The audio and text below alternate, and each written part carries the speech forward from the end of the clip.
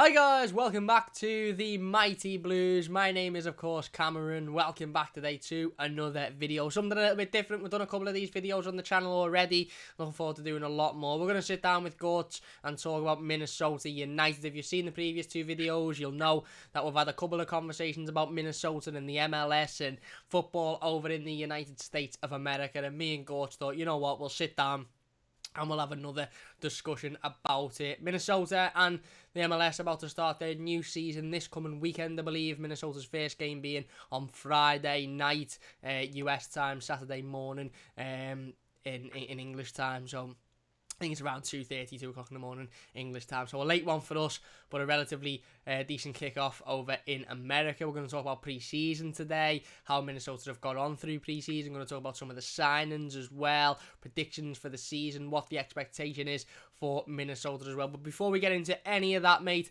how's things doing and what's pre-season look like for Minnesota United so far? Has it been a positive one, or has it just been about building fitness like every other one is? It's definitely been a positive one. I think we won every single preseason except for one, and we scored. I think like through our first three or four, we scored like 17 goals, and I only conceded like three. So def definitely think our depth is really good this year. I'm really I'm really looking forward to see how far, based on how far we got last year. I think we can definitely. I think if we don't get hands on silverware I mean, that's got to be a goal this Yeah. season is getting some silverware. So Definitely. So you'd say it's fair to say that Adrian Heath and Minnesota have gone out and improved the squad ahead of the new season. You mentioned pre-season there. I mean, you could do it lending some of Minnesota's forwards to Everton, to be honest, because we can't score to save our lives at the moment. It is always good to have a positive pre-season to get the results in there, because ultimately it builds that confidence and that little bit of momentum ahead of the new season. But I suppose also a big part of pre-season and a big sort of reason that clubs have it is to get the fitness up of the players and to make sure that the players are ready for the upcoming season. Starts on Friday, of course. We're going to talk a little bit later on in the video about yourself managing to get tickets for a game in the next coming weeks or so. But would you say the squad and the team are ready to start the season on Friday? Is there any fitness worries, any injury worries that you may be sort of thinking about, or do you think everything's good to go? I think everything's good to go.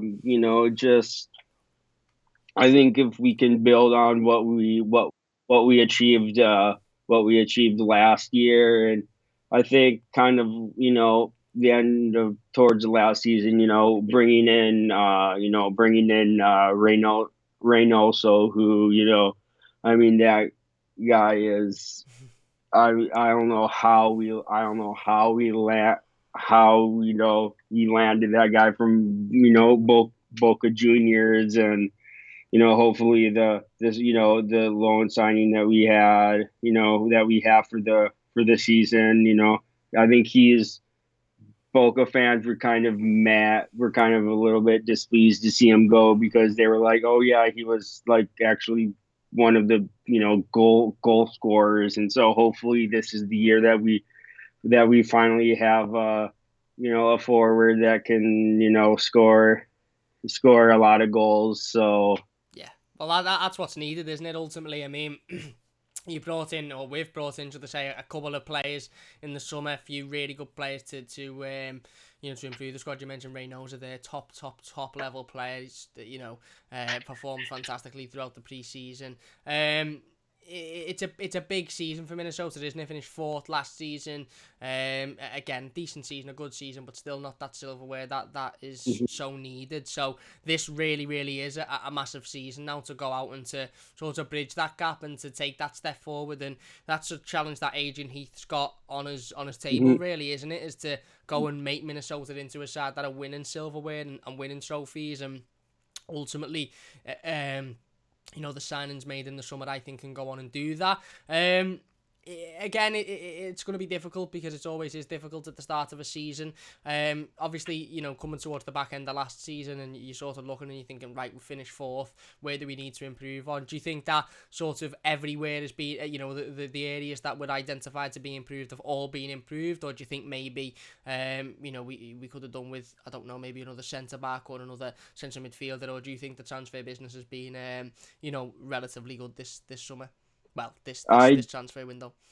I definitely think that we definitely improved in the midfield defense. We really didn't need, because last season we really didn't have Iko Para, who was out because of his history of concussions, and there's a possibility of us basically before for Friday's uh you know roster for the first part of the season to possibly buy out, if he's buy out the rest of his contract if he's not going to be fit enough, which is really sad, because I mean, when we got traded for him, the first season we played at Allianz Field, he was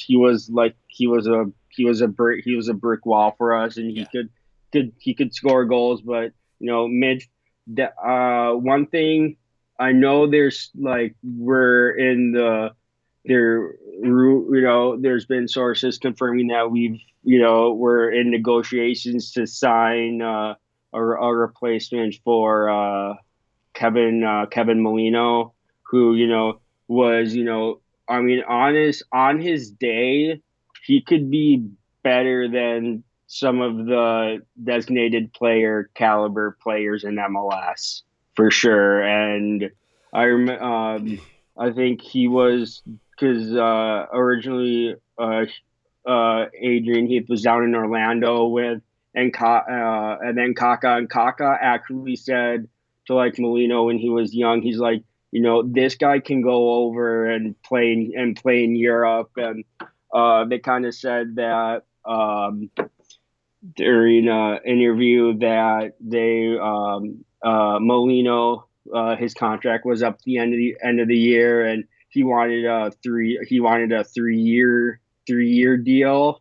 And I think Minnesota just he's injury prone, and like he's done both his ACLs, and it turns out like he's missing the first like 6 to 8 weeks of the season because of an injury. So it's like at one point you're like, you wish all for the best, but at the same time you're kind of like, I'm kind of glad that we did it, so we can maybe bring in somebody a little bit younger, with maybe, I mean, I don't know if has a ceiling as high as Molino, but there. And I definitely think, and then at striker, I think bringing in our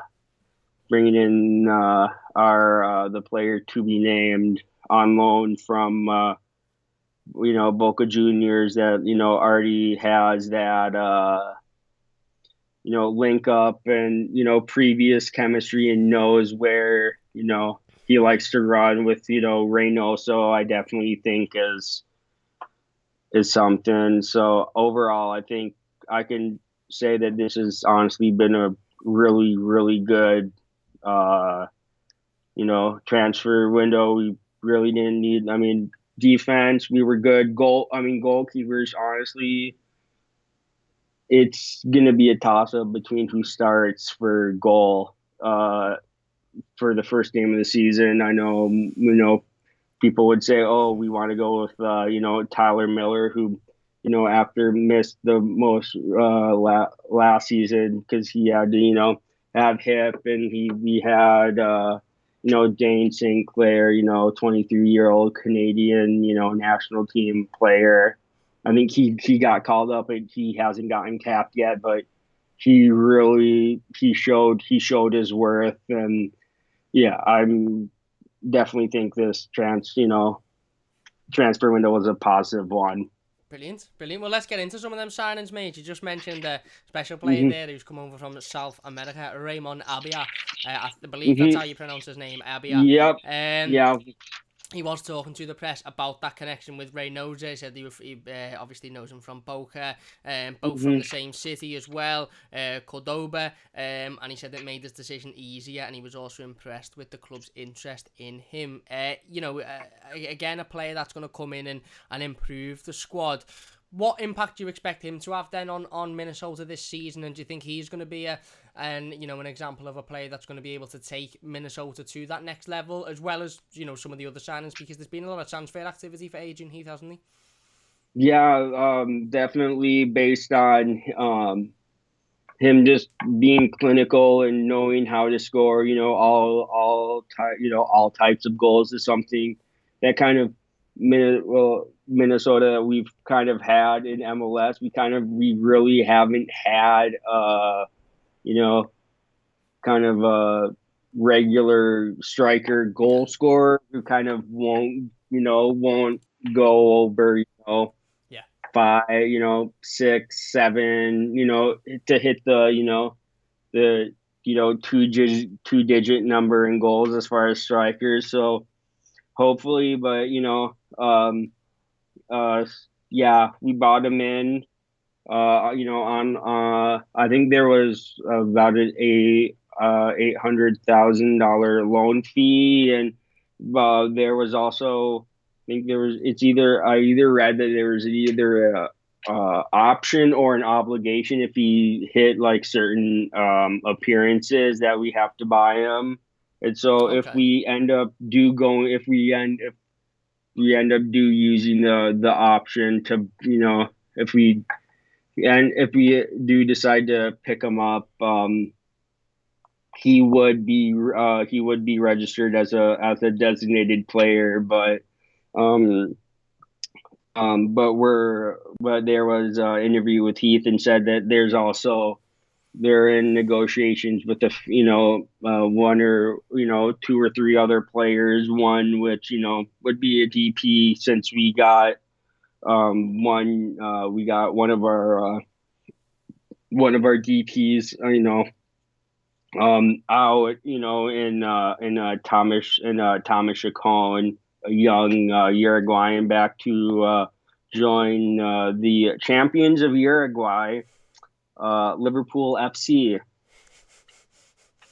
Oh, can't mention those names here, mate. Yeah, no, yeah. I mean, I could say, yeah. I'm like, is that a good, like? Can I say? I'm like, can I say that? Or have to say, oh yeah, they have the same name as the other lot, but it's in Uruguay, and basically said that they wanted him to get his confidence back, because he really hasn't really been playing, and so hopefully he gets it, because gets his confidence back, and when he comes back from loan, hopefully he's able to improve, play for us, and so. Yeah, definitely, Mm-hmm. and like you mentioned, there's been a couple of really important signings. You mentioned Abia there, who would be exactly what Minnesota need. Like you mentioned, an out and out goal scorer, a player who can have that consistency to pop up in times that is desperately needed. Because ultimately, if Minnesota and Adrian Heath wants to take Minnesota to that next level and winning silverware and being up at the top of the MLS, and certainly this conference, that then you seriously need a goal scorer. You need somebody that's going to be getting involved constantly. You need somebody that, when you're not playing too well, pops up with the winning goal, even when you sit back and you go, do you know what, we didn't deserve to win that today, but thank God for Abia, he popped up with the winning goal. So Mm-hmm. if he does reach that appearance goal, am I right in saying if he does reach that appearance goal, and the option is to buy for next season, he'd become a DP then at Minnesota? Yeah, that would be, but there would also, we're also made something when we had our new kit, our kit, the river, kind of this blue. We during the video, kind of for when they dropped it. They had the new Adidas Nemesis. Was kind of, I don't know, same color boot that kind of a guy that was suggested that we put a bid in for. Adrian, who now plays in France for Rennes. And it's been so long. I'm like, in one of his Instagram posts, he put with the a caption: "A new story begins," and he had a teammate of his comment crying emojis, and I think he's not really getting much game time. So I thinking most people are speculating that probably the designated player that we would probably sign would be Hunau. But so there's that one. There's also our second homegrown sign-in. 17-year-old Patrick Weah. Play anywhere up front, but left wing is his best position. Signed a 4-year contract with an option for a 5th.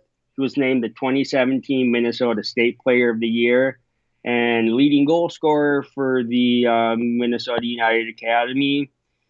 Unlike Ali Daya, he's the nephew of George Weah and cousin to Tim Weah.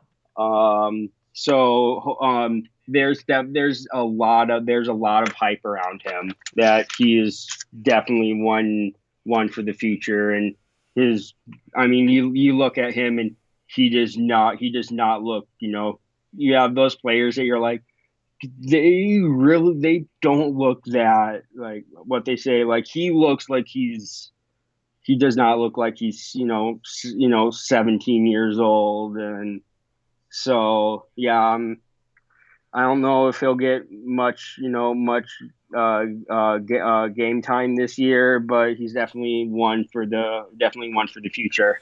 Yeah, it's exciting, isn't it? I mean, I've seen, obviously, we've been back and forth and talking on social media and stuff and seeing some of the stats and some of the achievements that he's made, and he looks like a top, good young player. I mean, the important thing is, I think, with Wade is that he's not rushed in at the deep end, and that Adrian Heath and Minnesota and everybody at Minnesota is aware that his natural progression as a footballer might be a couple of appearances this season. It might be featuring in the matchday squads off the bench, but the likelihood is obviously Abby has been brought in to be that number one striker, that plays week in, week out, and it would be good for Ware to come off the bench maybe on occasion and get involved and even get himself a couple of goals. But you're right, he looks like a good top player. And the fact that he's, come through the academy and homegrown, and it means that little bit much more, doesn't it? And especially if he can break through and he can have that quality. He's already got that affiliation with the football club. He's got that affiliation with the with the area as well. So it would mean that little bit more. And obviously coming from a rich footballing family as well, they're not just throwaway names you just mentioned there, George Ware, Tim Ware, coming from a rich footballing family. So very, very exciting about him, of course, potentially one for the future for the next couple of years or so, but good that it was it's been sort of nailed down, and he is a Minnesota United player. On Honor then, do you think that the signing of him sort of depends on how well Abia does this season? Because if Abia turns up and scores, let's just say 15, 20 goals, something along those lines, and then, that clause is triggered and he does sign on a permanent deal, the Honor stuff will probably just sort of fade away, wouldn't it? Do you think it's sort of something that Minnesota and Adrian Heath are looking at in terms of, we'll see how Abia does and we'll keep our eye on Adrian Hanna in the distance, and just sort of watch his progression, but also keeping one eye on Abia, because he obviously is playing in Europe, he's playing over in France. It's probably not going to be cheap either. Wages probably won't be cheap. So do you think it's sort of a case of that, or do you think the mind's made by Adrian Heath on whether or not to sign him? I honestly, I don't know, because I guess we wanted maybe a striker to get us through, kind of the first half of the season, because he definitely said in an interview that he wants to get he wants to get his players in before the meat, the meat of the season. Yeah. So, there's also, along with that, but yeah, I don't know how we're gonna do it, because I know one of the things that we said is trying to buy down Jan Gregus's DP contract this offseason, so he wouldn't be considered a DP, so we could initially open up one more slot, and the MLS having a U22 initiative where if you sign a player under the age of 22 and kind of um, over and doesn't qualify for a designated player, which we can delve into Miami and kind of their how they're handling that, and how they thought one of their players could be considered that when they have to be they have to and it didn't become that, and they knew fully well that when they signed Blaise Matuidi on TAM last year, that Yeah. starting this season he would being a designated player, and so Yeah. with MLS having kind of it happened with LA with Galaxy one season when they had Roman Alessandrini, Jonathan Dos Santos, Zlatan, and Gio Dos Santos, and they ended up and pretty much they had to end up buying out Giovanni Dos Santos's contract, and he ended up going down and playing for now playing for America, and I know Miami, they're looking. I think they're looking to trying to get him on their young player, because they have Matuidi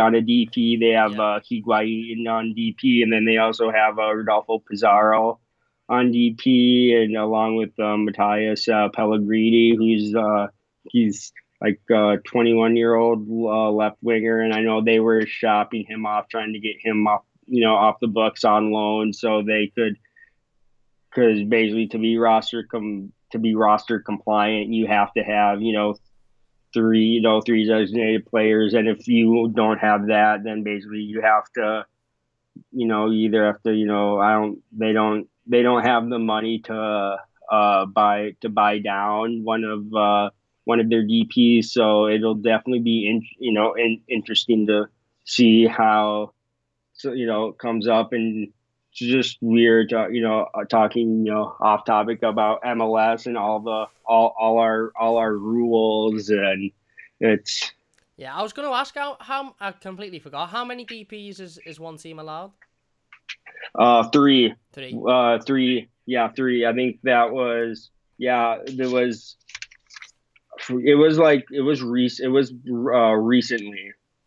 It was recently that, like, within the past 4 or 5 seasons, that they said, okay, yeah, you're gonna be, we're gonna limit you to three designated players, and I think you have so yeah, it's definitely. It makes things harder, doesn't it? Especially, well, I Mhm. suppose what it avoids is something that we've seen in Europe over a number of years, and that's teams just going out and buying every single one of the best players in the world and making this super team because they've got loads of money. It stops things like that happening, doesn't it?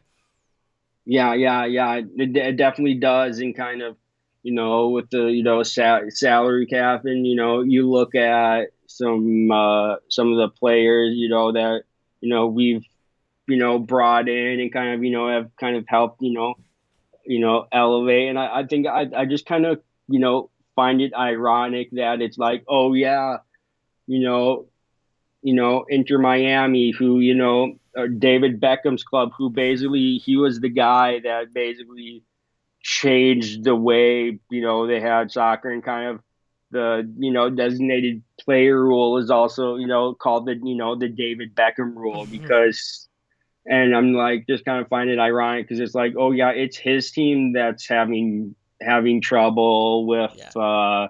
With the doing designated that. players. So yeah. Hmm. Yeah, definitely. I mean, yeah, it makes things a lot more confusing, but I suppose it makes things fairer as well. And like you said, I suppose you'd have to be able to, when you're making a new sign in a DP, you have to be confident that they'll almost. It's almost like a star player, if you like, isn't it? Like you've got to be confident that they'll be worthy of that DP sort of title on them, and that they'll bring what they're said to have bring. I.e., saying an Alaba bring Abela, sorry, bringing his goals and or goal involvements, and like into Miami, you've done. I think they've just started to sign everybody really, and I think David Beckham has maybe felt he was in European football and just thought, yeah, I'll just go out and sign loads of players, and hasn't actually realised the rule book of the MLS and how it's different to European football. Let's get on to the season then. Starts on Friday. First game, I believe, is against Seattle. Seattle away from home. How excited are you for that, mate? Are Minnesota ready? Are they ready to go? Are you confident? Are you excited? Think it'll be a difficult game? What's your thoughts going into this one? It's definitely a way to to definitely open the season, start the season where we sadly ended last season, where we're 2 goals up, and then we go and as Everton do, or Yeah. Minnesota sports teams go and just collapse in the last few minutes. And so I'm definitely hoping, and I know they're sort saying that there's a possibility that Seattle could be without Nicholas Ladero, who's kind of their playmaker. So hopefully, I mean, they're still a very good team, but definitely I'm definitely looking forward to seeing how we do, and everybody kind of gels together. Yeah, definitely. Well, that's it, isn't it? There's been a lot of signings made. There's been a lot of new players into the squad, and it will be impressive to see how everybody works together. I know we've seen pre-season on a number of occasions, but it's different when the season starts. Just from an Everton point of view, going briefly off topic, we saw it at the start of this season for Everton. We brought in James Rodriguez, Alan, and Abdoulaye Doucouré within the space of a week, and they were all starting against Tottenham. And I remember thinking, are these three players going to be ready to start against Tottenham? Two of them haven't played Premier League football at all. Abdoulaye Doucouré, okay, he has, but are they going to know each other enough? And they all surely turned up, and they played like they'd played together for years and years. It's just that now, 9 months into the season, they're playing like they don't know each other. But it'll be interesting to see how everybody settles in. And you mentioned Seattle there; they are a good side. It's a tough fixture for Minnesota to have on the opening game away from home as well.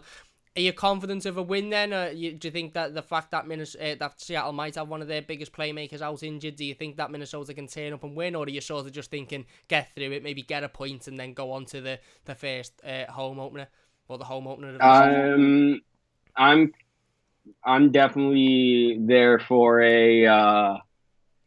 definitely a very end to end competitive game, and Yeah. so I'm hoping for the 3 points, but I'll be I'll be happy with the two with the draw. um yeah, and then go into the home opener, first one back with fans. And Yeah.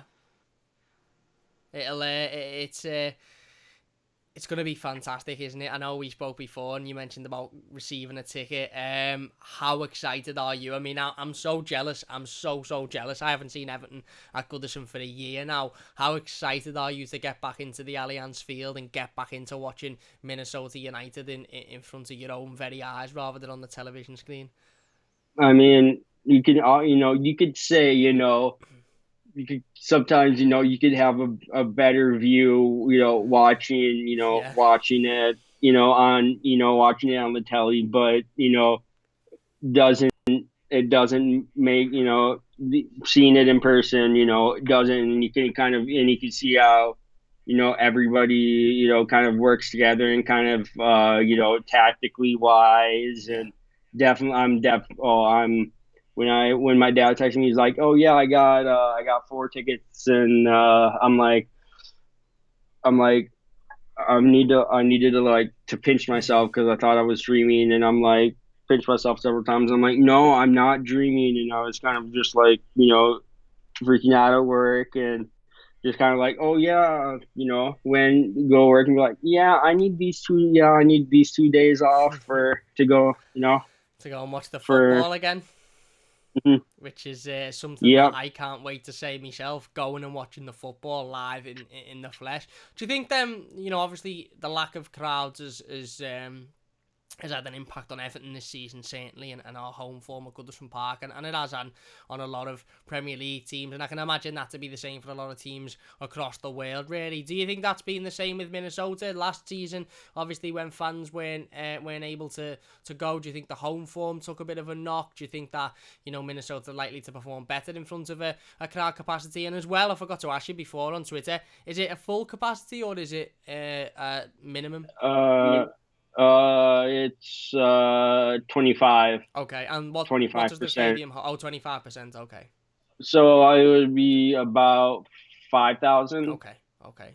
or I don't know, because they have the capacity at, like, a little, I think, like 19,400. Okay, So it'd be, yeah, yeah, I would assume it'd be about 5,000, uh 5,000, or depending on, how they're doing their, social, trying to do, social distancing, and, being safe. And yeah, so yeah, I'm really looking forward to going down. And, see, I'm just like, it's just crazy to me that there's only basically been like one game where there's ever been a crowd that, and I just can't wait to go and see Reynoso play in person, because he looks fantastic on the telly. And yeah. going down, he looks. I just can't wait to go down. Even though we're not on the, supporters section, where we like to. And, kind of, we had, our spot, kind of, um just above the crossbar. And, kind of, there, you kind of, during warm-ups, you kind of, it's, kind of know this, you can't, it's like, oh, that's the time when you can't be on your phone, because you can, Get it? you can get, yeah, you can get pelted. Or I remember one, there's a guy right down by us, and we were like, and my friend were like, okay, just watch. And there was a shot that went like right by him. And it scared the daylights out of him. And yeah, no, I can't wait for just fans in general to, to be back, Yeah.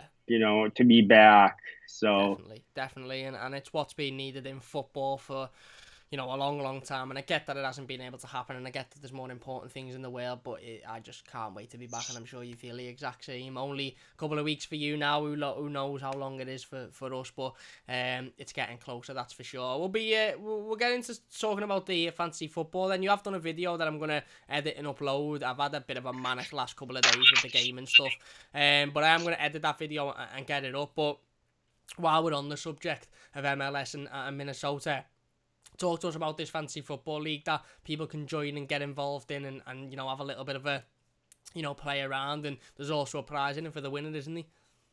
Yeah, I will be sending the winner a MLS club of their choice. So, I mean, I know, shipping to the, UK is much, but I'm like, hey, it's it's something something special special to me, and I'm like I'll do it. So you know as long just hate to if it's Atlanta United kind of be like, oh, I don't want to, but I have to. And so yeah, it's definitely, yeah, I'm really looking forward to I don't think it's there aren't as many like triple captain or like bench boost, I think, as you can do with fantasy, as the Premier League. Yeah. But definitely, and having to balance your your budget, and making sure with the multiple international competitions this summer, you kind of you have to know who to pick, and who not not to pick, Yeah. because they'll be out for we have the you guys have the Euros, we have the Gold Cup this for North America. Yeah. So Yeah. Definitely. Definitely. So.